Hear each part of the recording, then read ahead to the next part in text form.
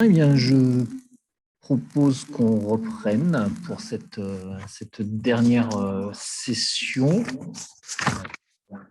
de retour audio, mais c'est OK. Qu'on reprenne pour cette dernière session intitulée démonstration. Donc, c'est vrai que dans l'idée de ce programme, avec une organisation en présentiel sur campus de Rennes, et vu les différents industriels à côté, on avait prévu différentes démonstrations. Le fait qu'on ait basculé sur un mode visio faisait que voilà, les démonstrations de réalité virtuelle étaient difficiles à mettre en place et à démontrer. Donc sur cette session ici, on a donc une présentation de Laurent Lescope. Donc Laurent Lescope est architecte, docteur HDR en sciences et professeur à l'École normale nationale supérieure d'architecture de Nantes et chercheur au Créneau dans le domaine des sciences et techniques. Il s'est spécialisé dans les questions de représentation des ambiances pour le projet. Son enseignement et ses recherches portent sur la conception narrative et les dispositifs immersifs. Il a conçu en collaboration avec l'école du Bauhaus de Dessau le dispositif panoramique immersif Nexus, décliné en 2 versions, pour lequel il produit également des contenus. Il enseigne également à l'école d'architecture de l'île Maurice et participe à des conférences et des ateliers en Europe, Amérique du Nord, en Russie et en Asie. Donc, eh bien, écoute, Laurent, je te laisse la main. Merci. Je vais partager sur un autre écran, voilà, parce que je suis sur 2 machines. Merci de m'avoir invité. En fait, de bande démo, ça va être, enfin, de démonstration, ça va plutôt être une bande démo, la manière dont certains artistes font un peu la compilation d'un certain nombre d'œuvres, puisque évidemment, il serait beaucoup plus vivant de les expérimenter réellement, mais là, bah, je vais faire une rétrospective un petit peu de ce qui a été fait pendant. Alors, c'est vrai que ces questions de cinéma et d'immersion nous agitent depuis une vingtaine d'années maintenant, parce qu'en fait, ça a même conditionné mon arrivée à l'école d'architecture de Nantes, de travailler sur les images, des images liées au projet, des images de plus en plus immersives, jusqu'à basculer finalement dans le monde du cinéma et d'opérer un peu ce que présentait Christophe Legac hier, des images habitées. Alors, la réflexion par rapport au cinéma est une réflexion assez étrange pour un architecte, parce que, évidemment, de lieux réels dans lesquels on va vivre, on va mettre en place des décors, et en fait, ces décors vont être pour nous surtout des espaces protagonistes, des décors protagonistes. Et pour les étudiants des écoles d'architecture, il s'agit vraiment de changer de paradigme, de savoir que les espaces qu'ils sont en train de créer sont au service de fiction, et que, évidemment, on ne conçoit pas tout à fait la même chose quand on est dans un décor que dans un espace réel. Et quelques questions naïves apparaissent au début en disant est-ce qu'il va être nécessaire d'installer l'eau courante, par exemple, pour créer une salle de bain telle que celle-ci. Et il faut bien expliquer que tout est illusion. Ce qui est très intéressant pour faire le lien avec l'intervention d'Olivia Dorado, c'est cette question effectivement d'espace de frontalité qui nous amène à travailler en tranches successives, et puis bien sûr à travailler cette question du cadre et du hors-champ. Ces 2 notions qui vont être très, très importantes dans la suite de nos opérations, et puis qui vont nous amener à mieux penser 360 degrés. Alors, dans ces images que vous voyez, ce sont des décors qui ont été conçus. Alors, les histoires sont conçues. On a vu dans les pages précédentes que les choses sont d'abord pensées en maquette, en croquis, puis après en image 3D, puis après montées en réel.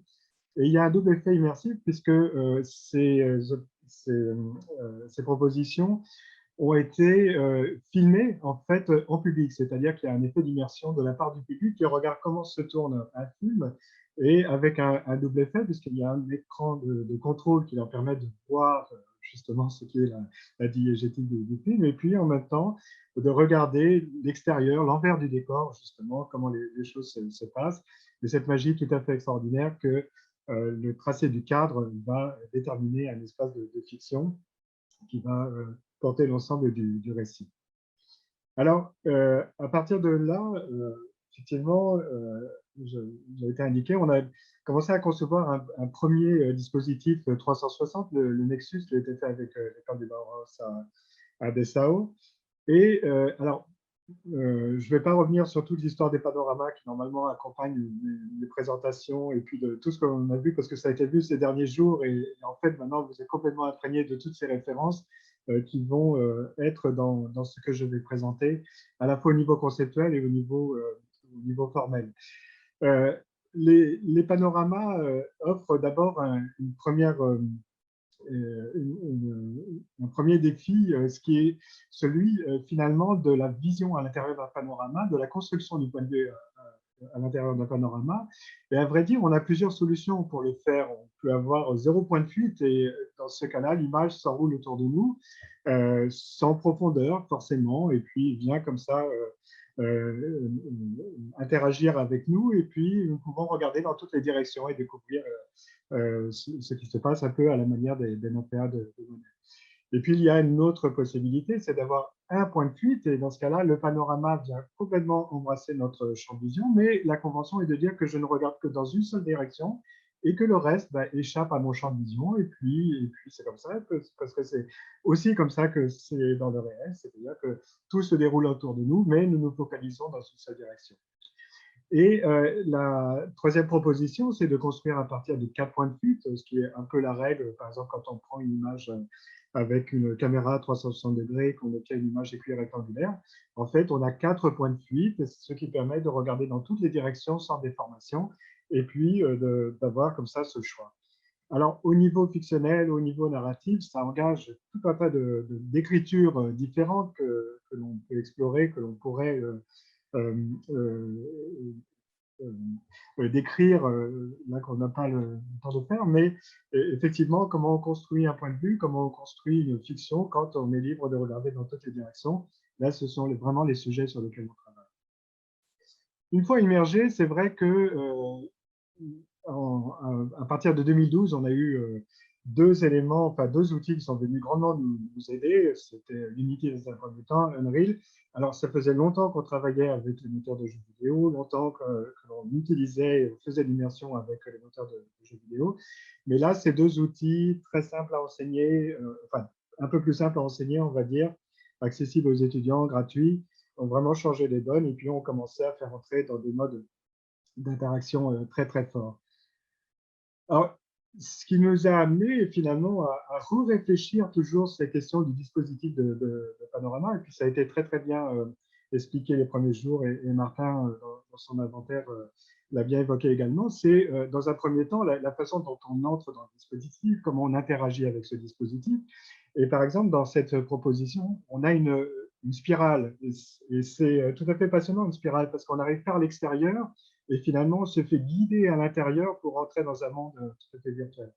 Alors, dans cette proposition que l'on a présentée au Festival Premier Plan d'Angers, il y avait un tati animé, donc il réagissait, donc c'était une Kinect qui était installée, qui permettait de capturer le mouvement des visiteurs, et le visiteur se trouvait en miroir avec un Jacques Tati virtuel qui reproduisait les gestes et qui petit à petit acquérait de l'autonomie et allait guider le spectateur à l'intérieur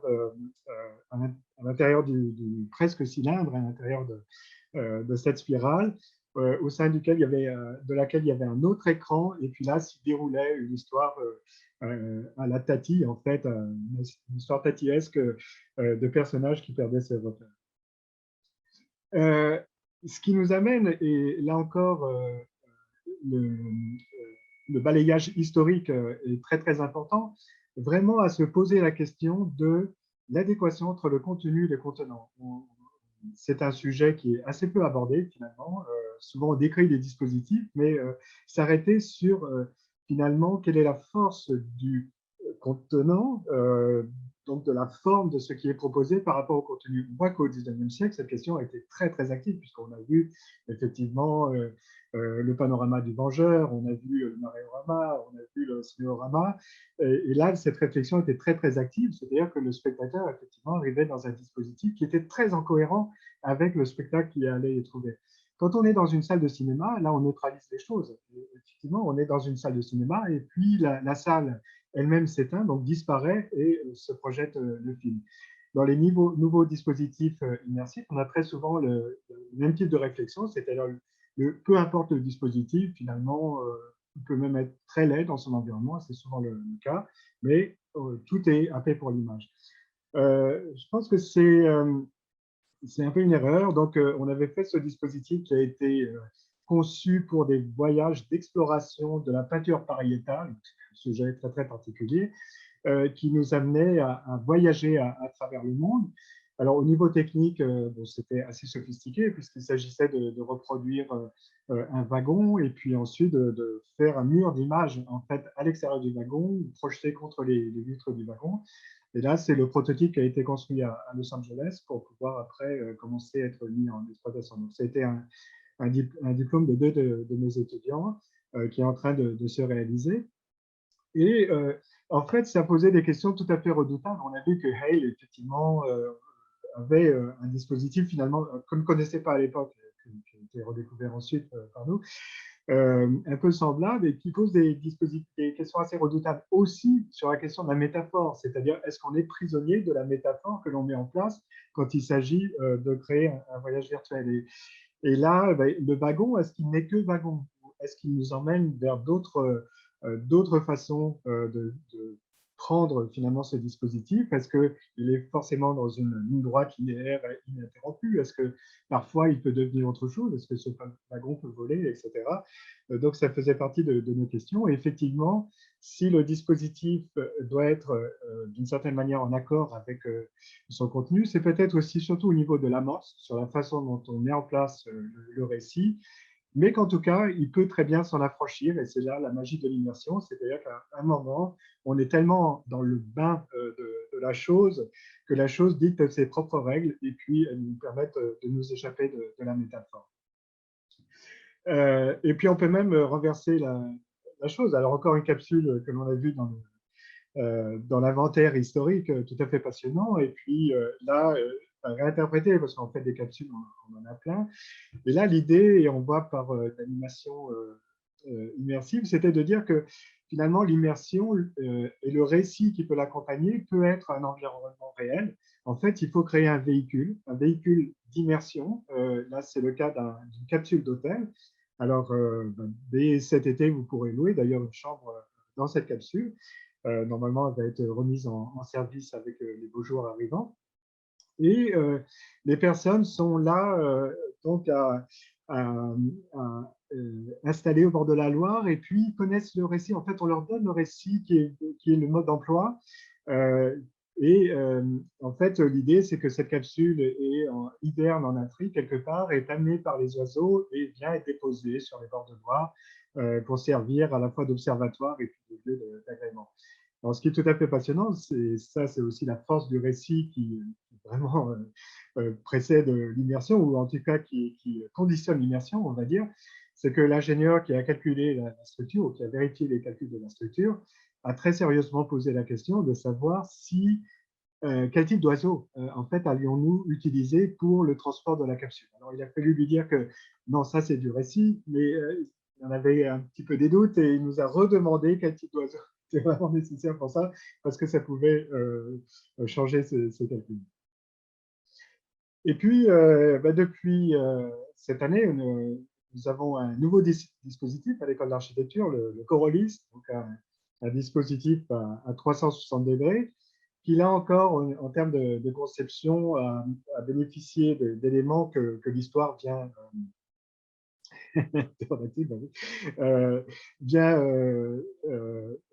nous enseigner. C'est-à-dire que on l'a vu dans les anciens panoramas, et c'est très très important, il y a cette phase d'entrée par le noir. Et ça, c'est une dimension tout à fait essentielle, puisqu'il y a un parcours, une sorte de parcours qui sert aussi à réinitialiser l'ensemble de son outil perceptif, c'est-à-dire d'oublier finalement où on était, dans quelles conditions on était, et puis on a ce couloir qui vient nous dire, bon, allez, on entre dans un autre monde, une salle de cinéma fonctionne de la même façon. D'ailleurs, ce couloir comme ça qui est le cérémonial d'entrée dans la salle, et il y a l'éblouissement, comme disait Pabs à l'époque à propos des panoramas. Et là, c'est un peu la même chose. Ce qu'il y a de particulier dans ce dispositif, c'est qu'il y a un double système, en fait. Donc, il y a une galerie sommitale qui permet aussi de voir un peu à l'extérieur. Donc, on a deux modes. On a le mode immergé complètement au milieu, et puis il y a le mode de témoin, d'une certaine manière, comme dans une salle anatomique. Et on vient regarder le spectacle du dessus. Alors, le dispositif a été entièrement conçu et construit par les étudiants de l'école d'architecture, puisqu'on a les éléments et les moyens de construire cet objet-là. Et puis, il est équipé également d'un système de capture de mouvement au centre, ce qui nous permet d'avoir un système, par exemple, de mapping qui peut accompagner. Donc, en fait, on a cette immersion qui donne un paysage tout autour, et puis après, une interaction au centre, et les deux fonctionnent de façon cohérente. Enfin, nous vous inviterons justement à venir voir ça dès la rentrée de septembre. Alors, la question du point de vue, été un petit peu abordée aussi, a été abordée cette semaine de façon longitudinale. Effectivement, tout est dans la construction du point de vue. Et en passant du panorama à un système immersif avec un dispositif de casque, on change un petit peu les choses, on modifie la situation. Ce qui nous a posé des problèmes, et finalement, on s'est dit, comment est-ce qu'on peut réussir à résoudre cette question de quelque chose qui serait de l'ordre, on l'a vu aussi dans les balayages historiques, de l'expérience immersive collective à l'expérience immersive individuelle. Et puis là, on s'est dit, peut-être qu'en ayant recours à des vrais objets, et puis en mettant du virtuel à l'intérieur de ces objets, et puis en mettant nous-mêmes dans le virtuel. Donc un jeu d'emboîtement tout à fait infernal, assez complexe à monter de façon pratique. Donc, il a fallu construire finalement une maquette, une réplique à l'échelle 1 de la maquette sur un fond vert, faire entrer l'actrice à l'intérieur. Et puis, finalement, par incrustation, par trucage, on produit à l'arrivée un film à 360 qui montre donc l'histoire de ces personnages qui est à l'intérieur de ce dispositif.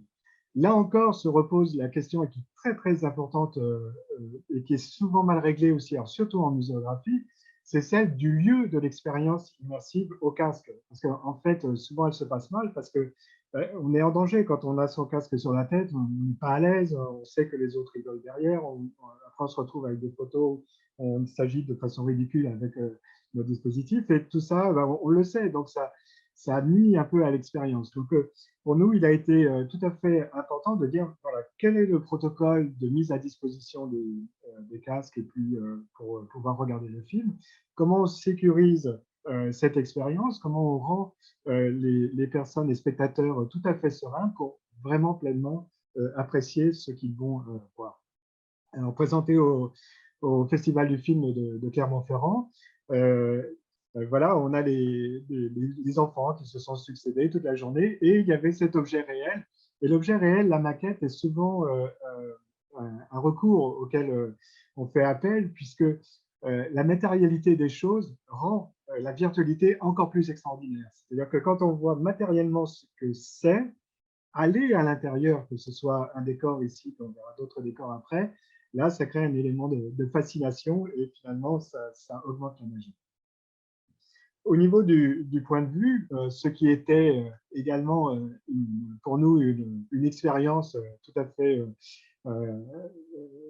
presque de sensualité très étonnante, c'était évidemment au casque la proximité que l'on a avec les autres, les actrices, entre autres en l'occurrence, n'est pas du tout la même que celle que l'on a au cinéma. Évidemment, quand on est en 3D, quand on est immergé dans un monde, avoir une personne qui entre dans son champ, finalement, dans sa bulle sociale, ça crée un trouble très très fort. Finalement, c'est un petit peu en difficulté, on se demande ce qui se passe, et la narration peut jouer énormément avec ça. C'est un truc que l'on ne va jamais trouver au cinéma, puisque évidemment la distance à l'écran ne permet pas de créer cette proximité.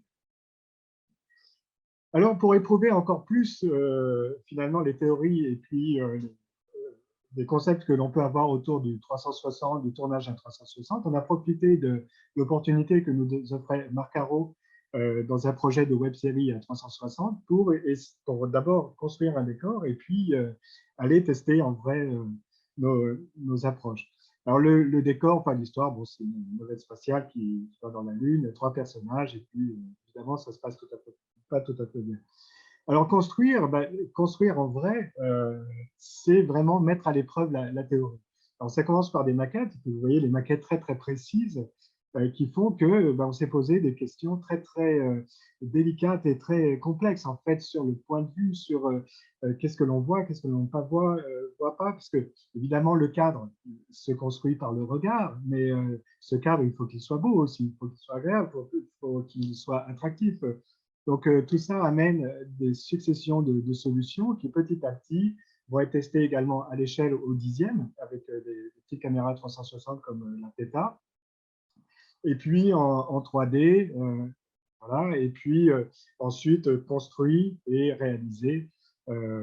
Alors, c'était le premier décor. En fait, on m'a dit une fois dans une autre conférence qu'il y avait un autre décor qui avait été fait auparavant à 360 et que peut-être que, à vrai dire, c'était en même temps. Et dans l'autre décor, il n'y avait pas de plafond. Et en fait, qui fait un peu de cinéma, c'est très bien que l'histoire des plafonds, c'est l'horreur. Et donc là, le plafond a été vraiment un cauchemar. Un plafond à 360, c'est vraiment quelque chose de très difficile. En revanche, vous pouvez voir ici par le travail très très fin, très précis sur la patine, sur les objets, comment on arrive aussi à entrer dans un univers à la fois fantasmagorique et en même temps tout à fait attrayant. Alors, on fait souvent la relation entre le 360 et puis le filmage à 360 et le cinéma.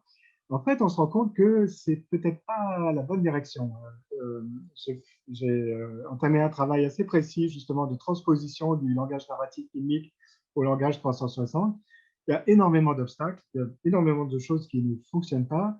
En revanche, ce qui fonctionne plutôt mieux, c'est le théâtre. Et peut-être qu'il faut mieux regarder du théâtre du côté du théâtre quand on fait du 360 que du côté du cinéma, pour tout un tas de raisons. Alors, Jackie Berruyer, qui est ici, qui tournait pour la première fois un film à 360, a été très, très embarrassé. Évidemment, il cherchait la caméra pour proposer son meilleur profil. Il demandait à ce qu'on mette le texte derrière la caméra.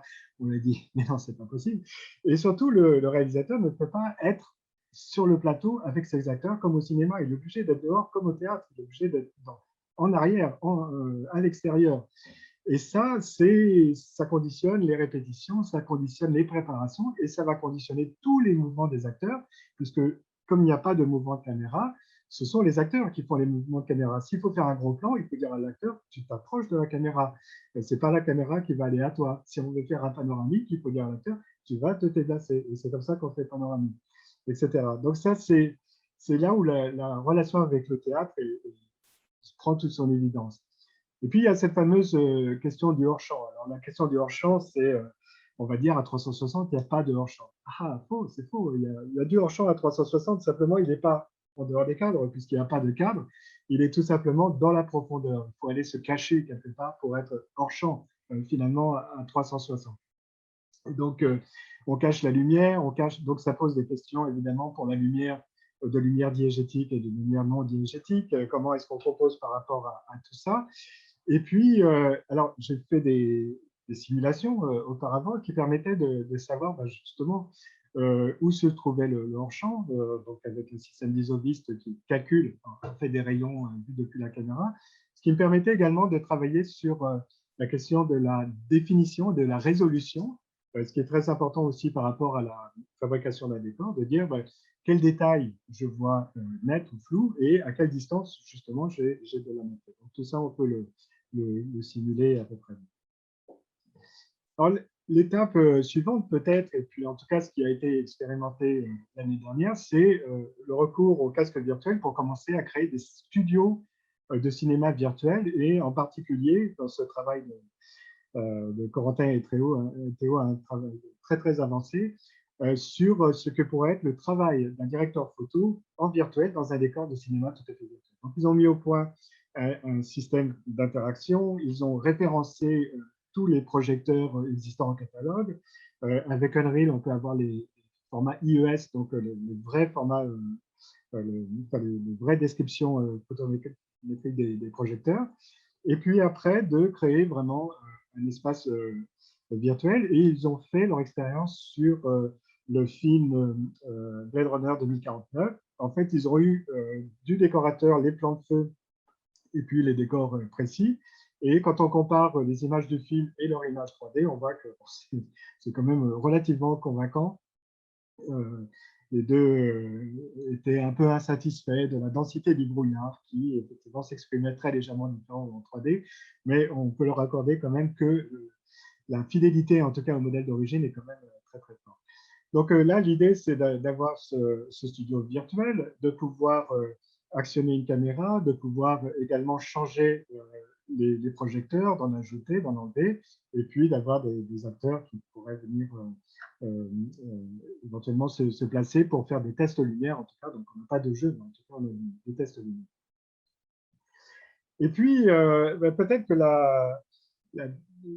le pas suivant encore, c'est un travail qui a été présenté cette année et que je trouve tout à fait remarquable. Covid oblige, les musées sont fermés, et puis on a vu dans la présentation juste avant là, les nouvelles questions que pose Gaël présentait ça sur ces nouvelles questions finalement muséographiques que peuvent poser l'immersion. Et puis un musée fermé, bah, ça pose vraiment de grosses questions muséographiques, c'est-à-dire comment on y accède.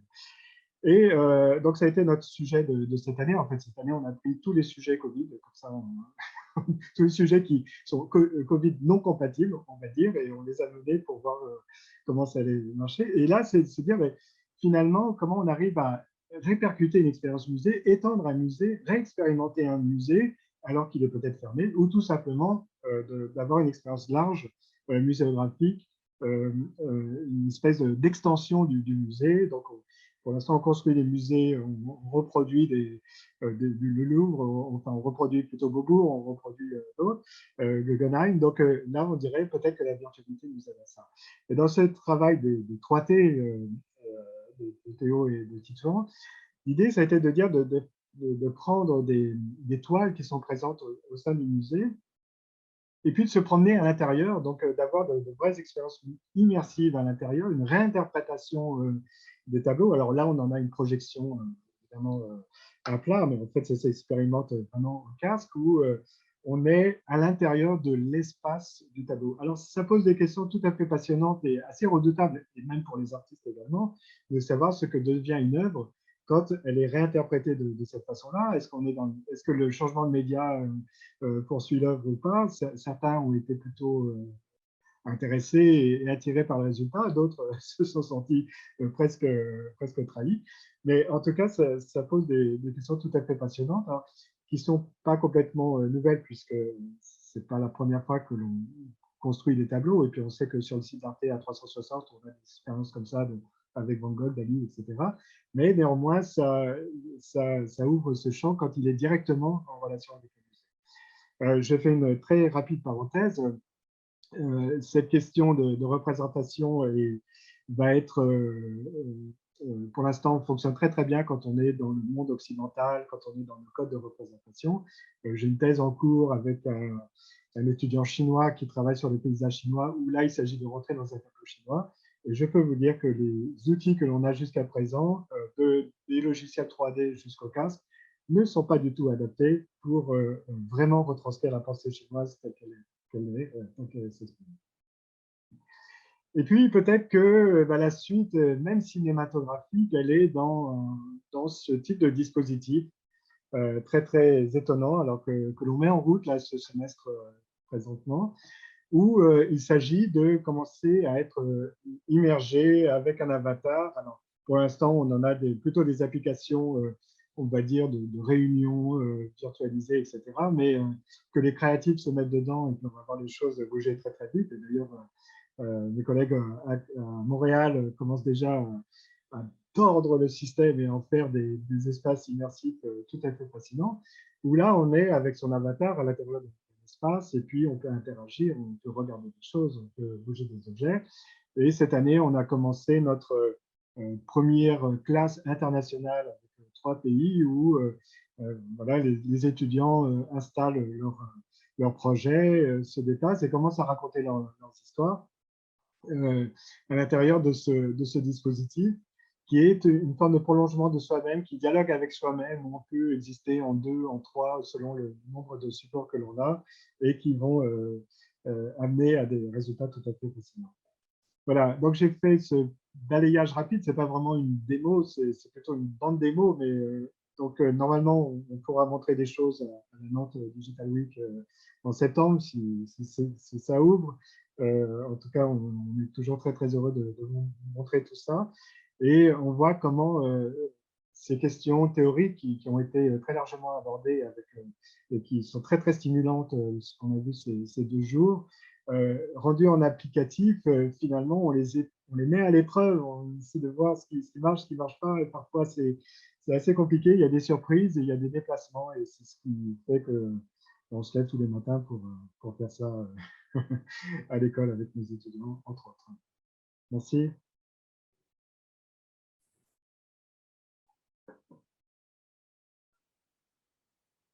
Merci beaucoup, Laurent. Merci pour cette présentation passionnée et passionnante hein, entre technologie et immersion. C'était vraiment très instructif. Est-ce qu'il y a des questions pour Laurent?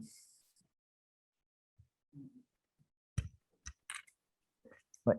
Donc, dans le chat, il y a une question. Il y a Claire qui a une question. Ouais.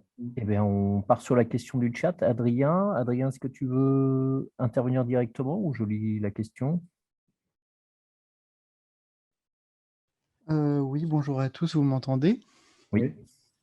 Oui, bah écoutez, je vais essayer de reposer ma question voilà, sans que ce soit trop alambiqué. C'est un peu une question générale de cinéphile pour toutes les personnes qui sont intervenues. Je cherche le nom d'une attraction entrevue dans un film il y a quelques années. Alors c'est possible que ce soit Brève rencontre de David Lean, mais j'en suis pas du tout persuadé. Et donc c'était dans une séquence 2 personnages qui entrent dans une cabine décorée comme dans un train. Et il y a un opérateur à l'extérieur de la cabine qui tourne une manivelle et qui fait défiler un paysage peint pour donner l'illusion d'un train en mouvement. Et je voulais savoir si quelqu'un parmi vous connaîtrait le nom de cette attraction. Voilà, je vous Oui, remercie. donc c'est Lettre d'une inconnue de Ophuls. Ça a été tourné aux États-Unis en 1948. Cette attraction est celle sur le Prater de Vienne et ça représente effectivement un train avec des paysages qui défilent. Tu as effectivement raison, il y a le faux chef de bord qui siffle, il y a, voilà, et puis on change de paysage selon l'endroit où on veut aller. Ça existait réellement dans les foires à la fin du 19e siècle. Lettre d'une inconnue, c'est censé se passer juste avant la guerre de 14. Voilà, et donc c'est Max Ophuls, Lettre d'une inconnue. Et donc le titre de l'attraction, est-ce que vous... Alors, il n'y a pas de titre d'attraction, il n'y a pas de nom spécial. Enfin, ça, ou alors peut-être en revoyant dans L'aide d'une inconnue, c'est possible qu'il y ait un nom, mais en gros, simulation de train, enfin, voyage vers Venise. Enfin, tu as plein de choix d'ailleurs de villes exotiques, ou disons touristiques, telles que la fin du 19e siècle les concevait. Mais je n'ai pas de nom précis là pour ça. D'accord, merci beaucoup en tout cas à toutes et tous pour vos interventions super intéressantes pendant ces 3 jours. Merci beaucoup. Une question de Claire. Oui, merci. J'ai trouvé ça extrêmement passionnant, d'autant que j'ai trouvé que les productions, elles avaient l'air très intéressantes des étudiants, si j'ai bien compris, en architecture. Oui, oui. Ah bah, ça me paraît des fois beaucoup plus intéressant que des étudiants en audiovisuel, ce que vous faites dans les réflexions sur l'adéquation entre le contenu, le contenant, et notamment moi-même ayant expérimenté des dispositifs où il y a une vraie scénographie avant de mettre un casque. Je trouve ça vraiment essentiel de comment on rentre et comment on sort. Bon, bref. Mais ma question, c'était sur la réinterprétation des tableaux. Moi, je suis assez dubitative sur tout ce qui se fait sur Arte Trip 360. J'en ai vu beaucoup avec le casque. Hein. Et le seul projet qui m'a vraiment intéressée, c'est un projet où on sort, où le tableau sort et où on ne rentre pas. C'est le projet sur le cri d'Edvard Munch.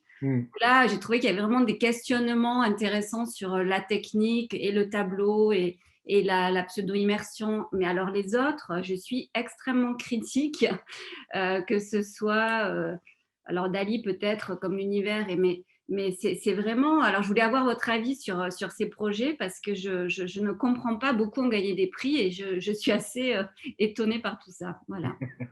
Oui, alors je suis assez d'accord avec vous, même relativement d'accord pour avoir testé les œuvres qui sont à disposition sur Arte. Je n'ai pas été très convaincu non plus, ni sur l'île des morts, ni sur, même par le Dali, je n'ai pas vraiment apprécié. Parce que en fait, l'objectif même du voyage n'est pas très très clair. En fait, le pourquoi on entre à l'intérieur. Donc finalement, on est face à un exploit technique qu'on faisait même il y a très longtemps. Je me souviens que je le faisais il y a des années. Il y avait un petit logiciel qui permettait de faire ça. On prenait un tableau, on pouvait rentrer à l'intérieur en découpant les plans. Donc, bon, une fois qu'on a fait ça, on n'a pas dit grand-chose, à vrai dire. Là, on a deux choses. L'expérience ici, elle était plutôt sur ce qui ne se voit pas.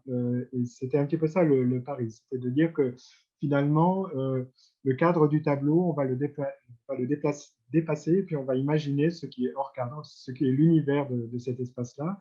Et il n'y avait pas d'intentionnalité forcément de voyage à l'intérieur comme on le voit dans les autres. C'est-à-dire que c'était plutôt à un moment, on reste sur place. Et d'ailleurs, dans le film complet qui est sur YouTube, hein, vous pourrez le voir, on est plutôt sur un voyage un peu halluciné. C'est-à-dire qu'on est dans ces espaces, on les découvre, on a à peine le temps de réagir, on est parti ailleurs, il y a une sorte de flash un peu inquiétant qui nous projette dans un autre univers. On est comme ça, puis on est projeté. Donc, on a cette idée quand même d'expérience sensorielle extrêmement forte de voyage à travers ce tableau. Autre chose, alors je fais un peu la référence par rapport à mon doctorant qui travaille sur les paysages chinois, où là, comme chacun le sait, la peinture chinoise n'est pas la description d'un lieu, mais la description d'une temporalité. Et là, pour le coup, il fait aussi, il fait entrer dans l'univers d'un tableau. Et comme c'est la description d'une temporalité, le paysage se recrée à la volée de façon aléatoire et complètement paramétrique autour de soi. C'est-à-dire que chacun dispose à sa propre expérience, n'est jamais la même, et n'est jamais la même qu'une autre personne faisant la même expérience. En fait, c'est l'idée de dire que le temps imprègne notre mémoire, on est purement dans la pensée chinoise, hein, et que en fait, la temporalité va s'exprimer par la durée de l'expérience, et que le paysage n'est créé que par la temporalité, et non pas par des éléments géométriques comme on l'a chez nous. Merci. Il y avait une question également de Philippe.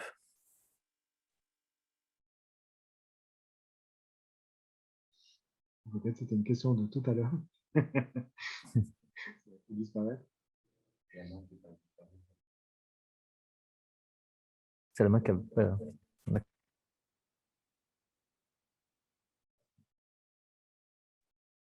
Très bien, donc il semblait qu'il n'y avait pas de questions. Je n'ai pas activé mon micro, pardon. Ah, voilà.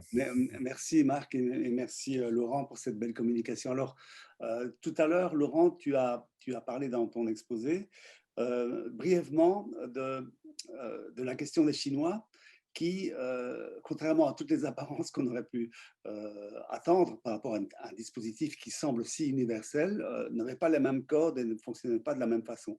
Alors, ça m'implique une réflexion un peu plus philosophique comme d'habitude, et je repensais à la vieille théorie des médiologues, je sais qu'il est fort décrié en France, mais quand même c'est intéressant, c'est l'idée de confort médiatique. Et cette hypothèse des médiologues nous disent que plus un média est performant en termes technologiques, plus il crée un effet de transparence. C'est ce qu'ils appellent le confort médiatique. Et donc, il me semble que les technologies immersives sont extrêmement confortables et entraînent par là même un effet d'universalité. Elles sont si évidentes, si confortables, si transparentes qu'il y a comme une conséquence d'universalité. Or, ce n'est pas du tout le cas. Et ce que tu as dit, ce que tu as montré là avec les Chinois, me semble être une belle une belle confirmation de cela. Mais ma question serait de te demander, Laurent, est-ce que tu peux développer un peu pourquoi les Chinois ne marchaient pas dans ce dispositif?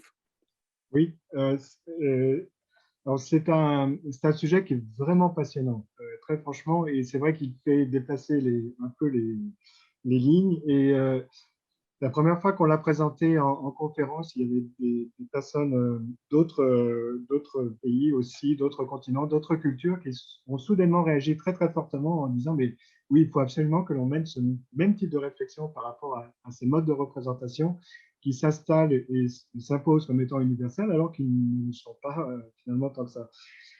Les Chinois construisent l'espace par ce qu'on appelle nous le vide, mais qui n'est pas le vide chez eux, c'est ce fameux ma. Donc, c'est cet élément qui met en relation deux objets, et tout se construit par rapport à ça dans une temporalité qui n'est pas fixe comme nous, qui peut être extrêmement mouvante.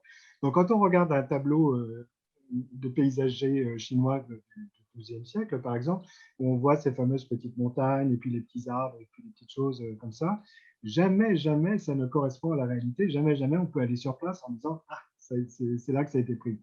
Non, puisque le peintre, en fait, a fait un cheminement, il a collecté des impressions, il n'a pas dessiné sur place, il a collecté des impressions, et une fois rendu à son atelier, il retranscrit ces impressions, et il va mettre en place 3 dimensions, la dimension du haut, la dimension du lointain, et puis la dimension du dessus. Et en fait, tout est géré par rapport à ces objets qui sont en relation les uns avec les autres, mais pas à distance les uns par rapport aux autres.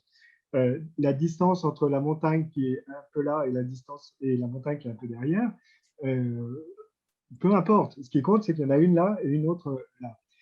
Quand il s'agit pour nous de dire on va entrer dans ce tableau-là, alors au début on se dit tiens, c'est facile, les Chinois travaillent par plan, et donc il suffit de mettre des plans et puis voilà. Sauf que les plans, dès qu'on est dans nos outils et puis dès qu'on veut mettre un dispositif quel qu'il soit immersif, il va falloir donner une valeur au plan, et cette valeur déjà elle est fausse. En fait, elle ne correspond pas, justement, on est sorti de l'esprit. Et c'est intéressant d'ailleurs parce que quand on regarde même des réalisations faites par les Chinois eux-mêmes, ils se mettent à l'occidental, ils refont des systèmes où on va se promener d'une maison à l'autre, et puis effectivement on franchit 25 mètres, on arrive au petit rocher, à la petite fontaine, etc. Donc c'est pas ça l'idée, c'est de dire qu'on est un petit peu plus loin, un petit peu après. Donc il a fallu déconstruire ça, c'est-à-dire on ne peut pas utiliser les caméras existantes, on ne peut pas utiliser les modes de construction existants, la géométrie existante. On est obligé de faire des choses qui apparaissent à la volée, justement, ou qui fonctionnent. Alors ça a été une partie de son travail aussi, en déconstruction totale, c'est-à-dire que voyant le tableau, il y a une autre règle aussi, malgré tout, dans la peinture chinoise qui est très très étonnante, c'est la règle des biais. Si vous regardez bien en détail un tableau chinois, en fait, il y a toujours des lignes obliques qui sont à peine perceptibles. Et ces lignes obliques, elles ont des angles très légèrement différents. Et en fait, ça détermine le point de vue du peintre au moment où il exprime ce qu'il voit. Et donc, le jeu de ces lignes obliques, qui peuvent être très, très nombreuses à l'intérieur d'un tableau, trahit à la fois ou traduit à la fois un déplacement et un cheminement, et à la fois un changement de point de vue. Et d'une certaine manière, on peut presque faire une rétroconception inverse en retrouvant le cheminement par la décomposition de ces objets. Et là, dans le travail, ce qu'il essaie de faire, en fait, on tourne la tête et puis le cheminement nous indique par où il est passé. Alors, au début, quand on regarde ça, c'est un peu troublant. On est très, très loin de nos codes classiques. On se dit, waouh, qu'est-ce qui se passe? Mais il ne reste pas moins que… Alors, on avait tout à l'heure une intervention sur la muséographie. En fait, on est confronté à la même chose. Et quand à l'ASCO 4, par exemple, quand l'ASCO 4 s'est fait, pareil, code graphique occidentaux, la perspective, machin, tout va bien. En fait, tout ne va pas très très bien, parce qu'à l'époque, on n'était pas du tout sûr qu'on était dans ces modes de représentation. On ne comprend pas que les animaux sont en vis-à-vis, dialoguent en vis-à-vis. Enfin, bref, on tombe un petit peu à côté du sujet. Non, c'est vraiment passionnant. Et donc, ça veut dire que la question intermédiaire qu'on a posée tout à l'heure doit être toujours doublée d'une question interculturelle. absolument. Oui, absolument. Ça, c'est Oui, vraiment c'est fascinant. fondamental. Oui, absolument. Mm. Merci. Merci. Ouais, si vous avez une question, une remarque, Jean-Baptiste. C'est bon. Oui, alors, moi, c'était pas vraiment une question, c'était une remarque suite à votre intervention, Laurent. Quelque chose qui m'a frappé en fait en vous écoutant, notamment le début de votre intervention, c'est à quel point les réflexions que vous menez sur ces espaces immersifs prennent en compte et même s'appuient très fortement sur toute une histoire culturelle et médiatique que cela intègre. Et en fait, ce que je trouve assez formidable, c'est la manière dont votre intervention a permis d'embrasser en fait les considérations historiques qui ont été celles du colloque. On est passé par des réflexions un petit peu théoriques et médiatiques et vous montrez en fait la manière dont on peut s'emparer de ces questions-là pour produire de nouvelles choses et en fait aller de l'avant. En fait. Et je trouve finalement que les choses que vous nous avez présentées là dans votre intervention incarnent véritablement les questionnements un peu théoriques qu'on a pu avoir tout au long du colloque. Et ça, je trouve que c'était une belle manière en fait de s'acheminer vers sa conclusion. En fait, voilà, c'est simplement ce que je voulais signaler, c'est qu'on s'était pas du tout prévu comme ça à la base. Hein, cette idée de on voulait effectivement partir en gros des premiers temps et puis aboutir aux nouvelles technologies et aux questionnements médiatiques. On n'avait pas anticipé en fait le fait que ces considérations plus pragmatique et pratique allait aussi bien s'incarner et trouver du sens dans la progression réflexive du colloque. Donc, merci beaucoup, j'ai trouvé ça vraiment passionnant. Merci. Et je trouve que le colloque est très, très important et doit être diffusé aussi dans les milieux techniques, parce que c'est un petit peu ça la question qu'on doit se reposer aussi, c'est la connexion entre les milieux techniques qui redécouvrent des choses. Ils semblent redécouvrir l'eau chaude. Dès qu'il y a effectivement un dispositif qui sort un peu nouveau, on dit ça y est, ça va changer le monde. Ça y est. Et puis en fait, quand on regarde, on dit ça, effectivement, si on regarde un petit peu ce qui s'est passé, l'histoire des dispositifs, l'histoire des questionnements qui accompagnent les dispositifs qui sont essentiels, et c'est ce qui a été fait ces jours-là, c'est-à-dire quel questionnement on suscite, quel chemin ça fait prendre, quelles sont les impasses, quelles sont les réussites. La vision de l'histoire nous donne quand même des éléments assez précis, et ça évite parfois où ça modère, on peut dire, écoutez, regardez un petit peu comment ça s'est fait avant, et l'histoire des panoramas est tout à fait passionnante et fascinante pour ça, l'histoire du cinéma l'est tout autant. La lutte entre effectivement les dispositifs immersifs, individuels et collectifs, on voit quand même que les dispositifs collectifs ont pratiquement toujours gagné à la fin. Donc, on a beau être fasciné par nos casques, les Quest et compagnie, moi j'adore, mon Quest, j'en suis fou, mais je sais bien qu'il ne va pas gagner à la fin, parce que ça n'a jamais été le cas. Et la réouverture des terrasses montre bien que dès qu'on peut être ensemble et dès que ça peut être collectif, ben, c'est ça qu'on veut. Et ça reste la magie du cinéma, en plus, cette expérience collective. Donc tout ça, ça nous le dit très très fort, et puis ça nous amène justement par rapport à l'utilisation, à la création des contenus que l'on a pour ces dispositifs, de toujours avoir ça en tête. L'exemple de l'ASCO est assez fascinant. D'ailleurs, ils avaient des petits casques comme ça pour visiter virtuellement, et le directeur du musée a dit bah, je les enlève, personne, ça n'intéresse personne. Donc, les gens préfèrent être ensemble.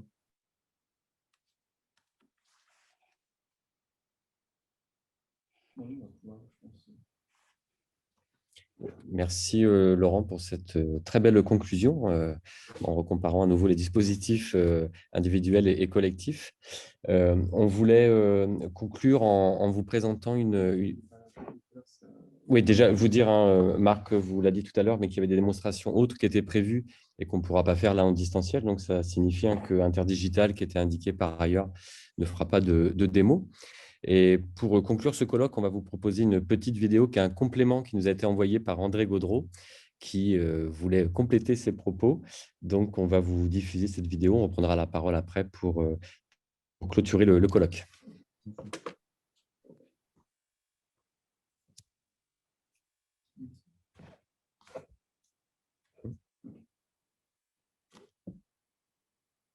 tout le monde. J'aimerais faire un petit ajout à la conférence que j'ai faite hier, au bénéfice de tous les participants donc, au colloque, dans la mesure où un incident technique bien regrettable a fait sauter 2 de mes diapos.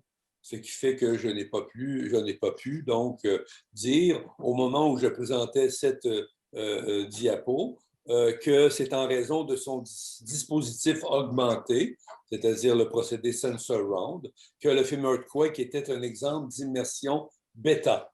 Et donc, ça, j'ai pu vous montrer cette diapo, mais c'est la diapo suivante qui venait un peu plus tard, qui nous permettait de comprendre que le film, pas le film, mais l'installation de réalité virtuelle qui est Carnet et Arena de Inaritu pouvait être considérée comme relevant de l'immersion gamma, tout simplement parce qu'elle suppose un spectateur appareillé.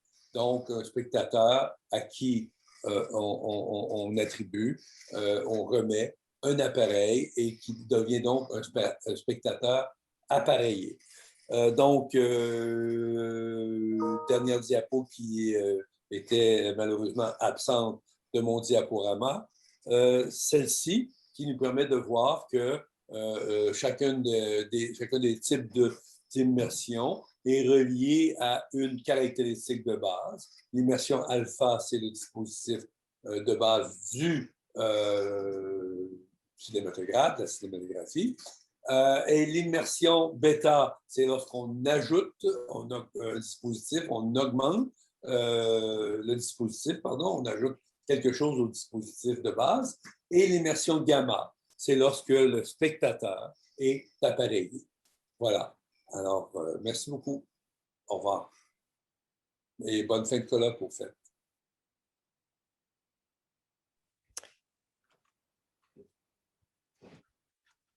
Voilà, c'est fait. Nous avons donc les compléments d'André Gaudreault sur sa présentation.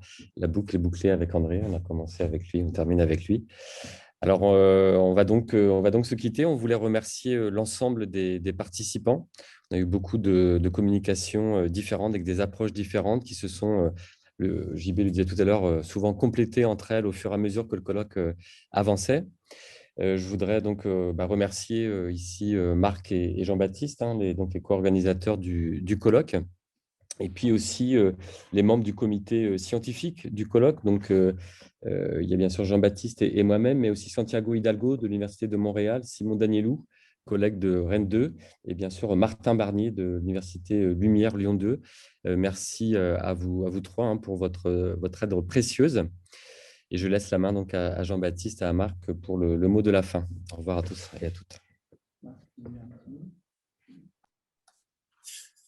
Oui, il va juste falloir couper le son là. C'est bon. Ok.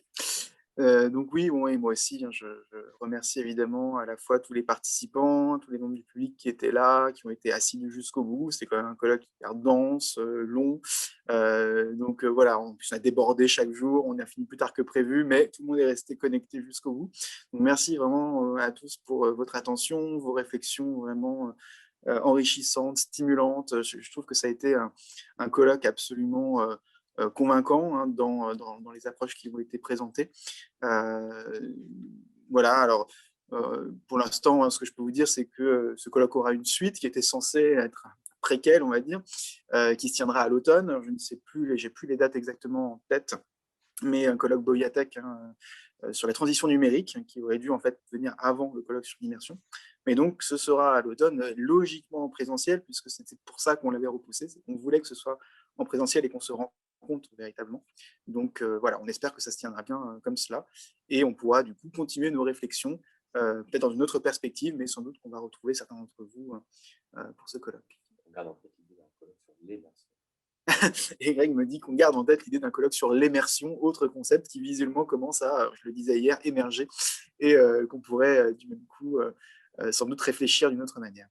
Mais du coup, je laisse peut-être Marc dire un petit mot pour conclure également.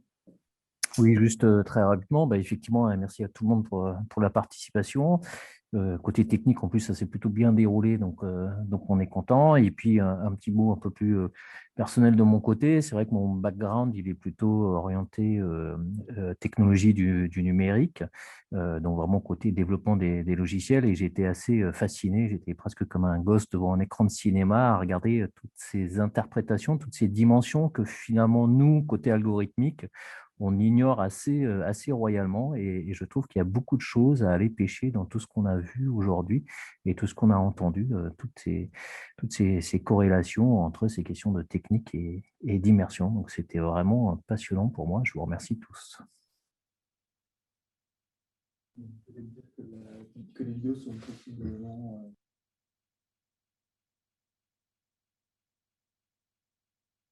Donc, on préparera, donc là, les vidéos seront en ligne bientôt, donc on préparera les contenus et puis on les mettra à disposition de façon à ce que vous puissiez les parcourir à votre guise.